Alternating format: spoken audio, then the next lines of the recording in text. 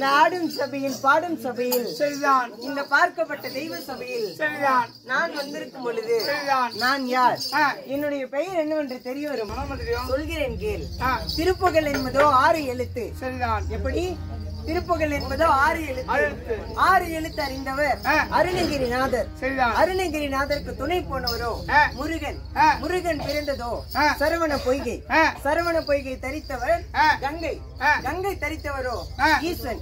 ஈசன் எறுவதோ ரிஷிபம். அந்த ரிஷிபத்தை படைத்தவர் பிரம்மா. பிரம்மா மனைவியோ சரஸ்வதி.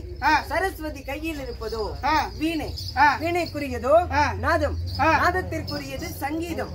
சங்கீதத்திற்கு நாதர். நாதர் செய்வதோ கலகம். அந்த கலகத்தை படைத்தவர் தச்சன். தச்சன் மகளோ சக்தி. சக்தி கையில் இருப்பதோ கபாலம். கபாலத்திற்குரியவர் அரக்கன்.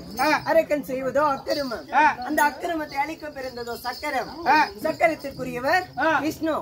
அந்த விஷ்ணு இருப்பதோ வேதலை. வேதலை என்றால் சமுத்திரம். அந்த சமுத்திரத்தில் பள்ளி கொண்டிருப்பவர் ஸ்ரீ நமோ நாராயணமூர்த்தி. அவர் மார்பில் அமர்ந்து கொண்டிருப்பவர் லட்சுமி. அந்த லட்சுமி கலாசம் பொருந்திய இந்த ராட்சசபையில் வந்திருக்கிறேன்.